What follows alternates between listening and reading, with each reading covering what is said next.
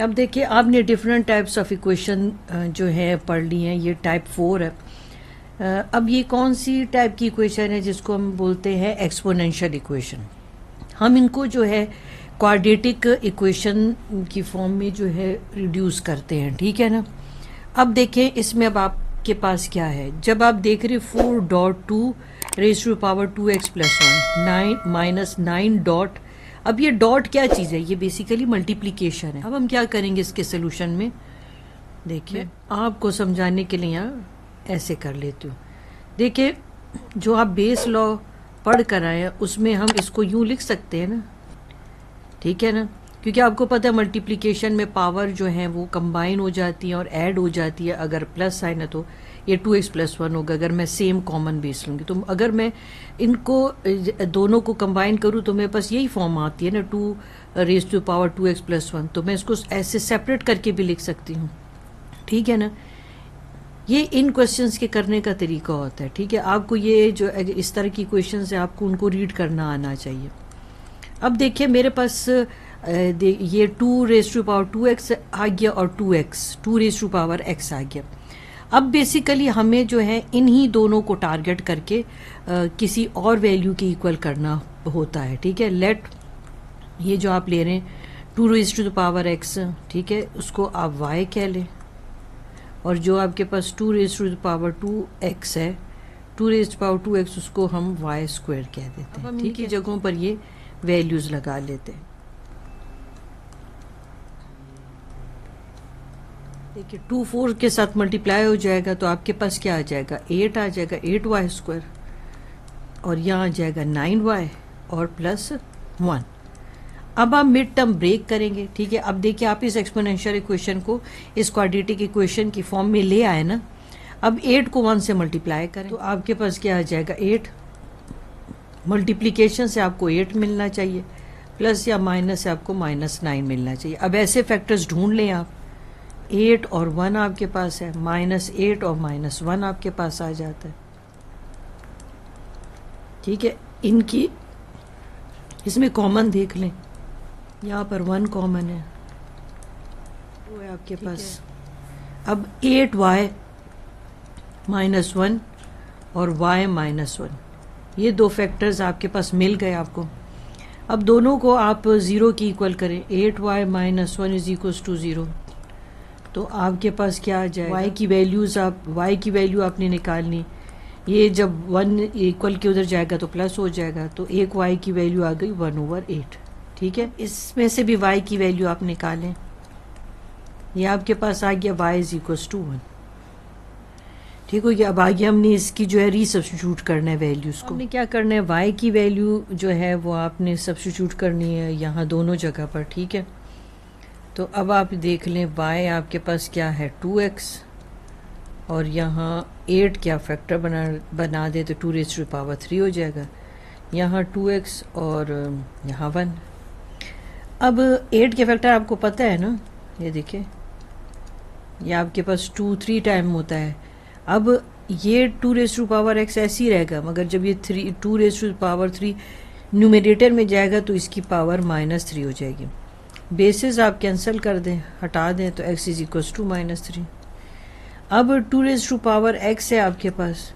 अब मुझे बताएं कि 2 की क्या पावर हो कि वो 1 की इक्वल आ जाए। तो ये आपके पास 2 की पावर 0 हो तो वो 1 की इक्वल आता है, तो मैं इसकी पावर 0 लिख देती हूँ। अब बेसिस सेम हो गई, बेसिस को आप हटा दें तो x इज इक्वल्स टू 0। तो अब आपके पास सोल्यूशन सेट क्या आ गया,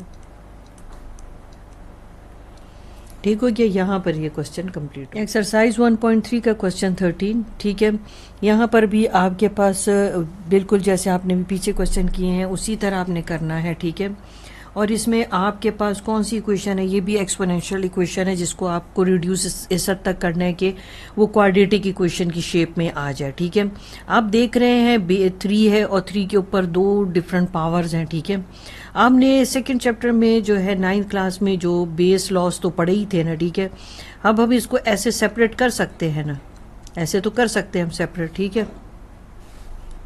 हम बेसिस सेम कर लेते, पावर को सेपरेट कर दो, क्योंकि मल्टीप्लिकेशन में जब आप बेसिस सेम उन्हें कंबाइन करते हैं तो हम एक कॉमन बेस ले लेते हैं और पावर को जो है अगर साइन प्लस है तो ऐड कर लेंगे, फिर जो भी साइन होता है हम पावर्स को कंबाइन कर सकते हैं। तो देखो रिवर्स में रीड करो तो 3 आपने बेस सेम ले ली और 2x + 2 ले लिया, तो इसका मतलब अगर हम उसे कंबाइन लिख सकते हैं तो उसको हम सेपरेट करके भी लिख सकते हैं।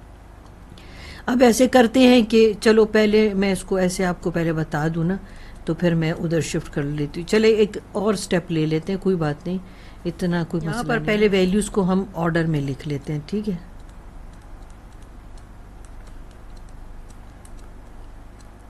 ये डॉट साइन बहुत इंपॉर्टेंट है।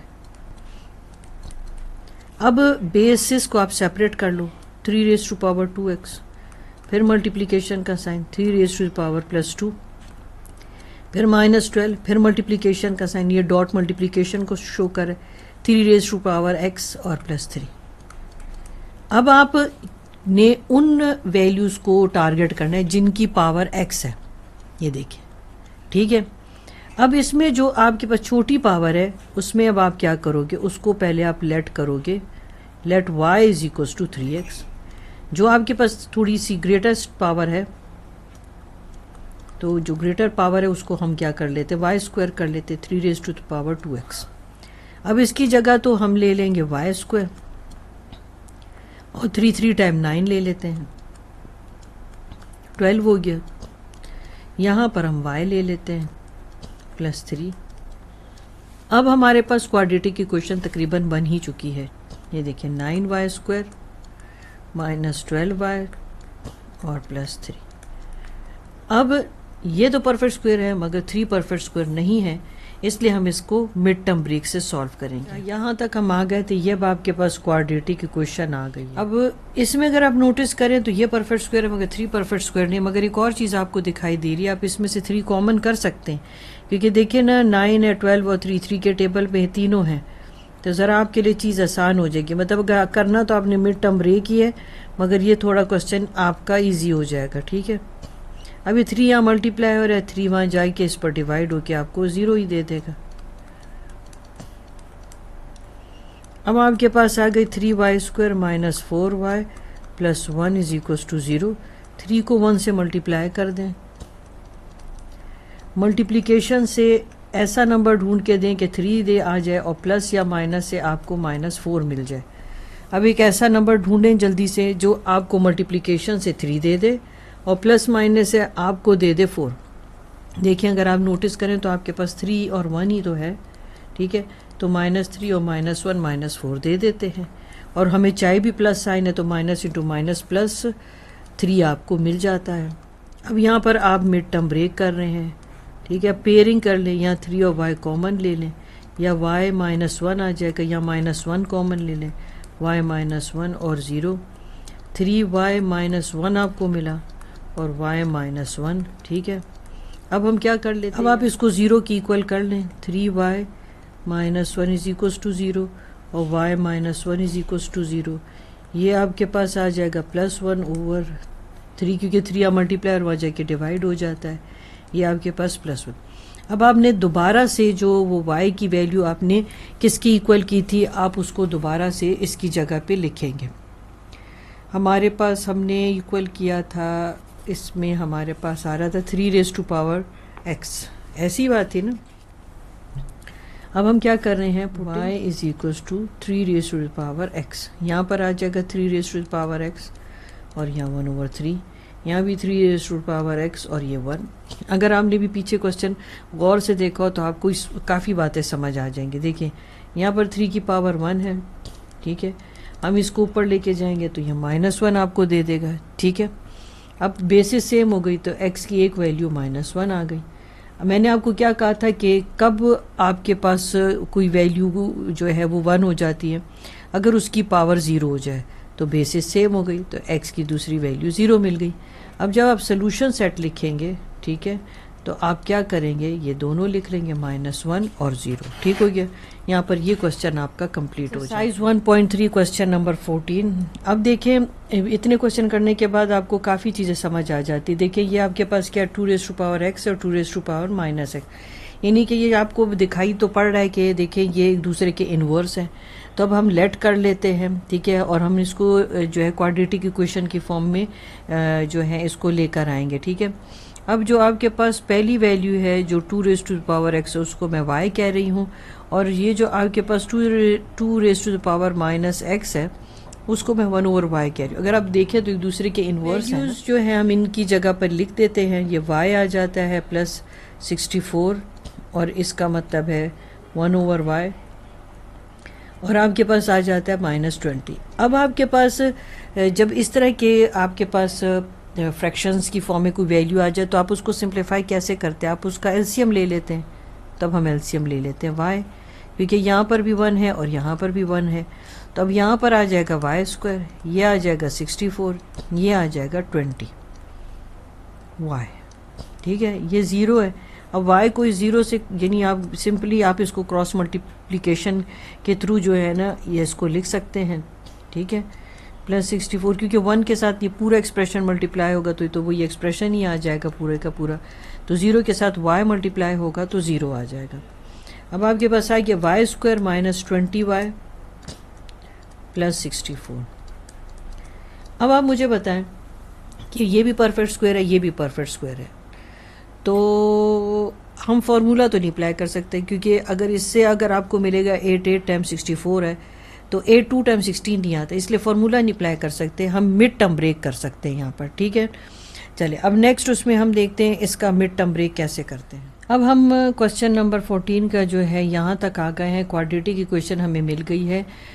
हमने देख लिया कि हम इस पर फार्मूला अप्लाई नहीं कर सकते, तो फिर हमारे पास एक ही ऑप्शन रह जाता है कि हमने मिड टर्म ब्रेक करनी है। अगर मिड टर्म ब्रेक से भी नहीं होता तो फिर हम क्वाड्रेटिक फार्मूला यूज़ कर लेते हैं। हम क्वाड्रेटिक इक्वेशन को यूज़ कर रहे हैं, ठीक है। हम इसके फैक्टर्स फाइंड आउट करते हैं। अब 2 3 टाइम 6 2 2 टाइम 4 है, 2 16 टाइम 32 कितने आपके पास आ जाते हैं। आप इसमें फैक्टर्स ढूंढ सकते हैं। 2 4 ये आपके पास 16 आ जाता है, और 2 2 टाइम 4। ये आप ट्राई करें कि क्या मल्टीप्लिकेशन से आपको 64 और प्लस और माइनस से 20 देते हैं। 16 और 4 को अगर आप ऐड करें तो 20 आता है, और अगर आप इसको मल्टीप्लाई करें तो 16 को 4 से तो आपको जो है 16 को 4 से मल्टीप्लाई करें तो 64 आ जाता है आपके पास, ठीक है। तो आपके पास आ गया माइनस 16y और माइनस 4y आ गया। एक पेयर आपके पास ये, एक पेयर आपके पास ये है। इसमें आप y कॉमन ले लें, y माइनस 16 है, ठीक है। यहाँ पर भी y माइनस 16 हो गया। अब ये जो फैक्टराइजेशन वाला सेगमेंट है ये आप बहुत अच्छा सीख चुके हैं 9th में, ठीक है ना। तो मुझे नहीं लगता कि अब ये आपको मुश्किल होगा, ठीक है। अब आप इसमें से जो है y की वैल्यू फाइंड आउट करेंगे। y minus 4 is equals to 0, y जो है ये 4 आ जाएगा, y माइनस 16, y आपके पास इज इक्वल्स टू हो गया 16। अब हमने जब लेट की थी वैल्यू y की, तो आपने y की वैल्यू क्या ली थी? 14 नंबर क्वेश्चन में y को आपने लिया था 2 रेज़ टू पावर x, ठीक है। अब हमने y की वैल्यू जो ली थी वो 2 रेज़ टू पावर x ली थी, और यहाँ पर आपके पास 4 है, और यहाँ पर भी 2 रेज़ टू पावर x लिख लेते हैं और 16, यानी इन दोनों की जगह आपने 2 raise to power x 2 raise to power x लिखना है। अब है आपके पास है 2 रेज़ टू पावर 2 4 होता है। अब देखिए बेसिस सेम हो गया, तो x की वैल्यू आपके पास आ गई 2। अब आपके पास 16 है, 16 के तो फैक्टर बनाने कोई मुश्किल नहीं है, ठीक है। 2 को अगर 4 टाइम आप मल्टीप्लाई करें तो आपके पास 16 आता है, तो इसका मतलब है 2 रेज़ टू पावर 4 हो गया, और x इज इक्वल्स टू 4। अब आपको जो सोल्यूशन सेट मिला है वो आपके पास ये है, सोल्यूशन सेट और 4, ठीक हो गया। यहाँ पर ये क्वेश्चन आपका कंप्लीट हो गया।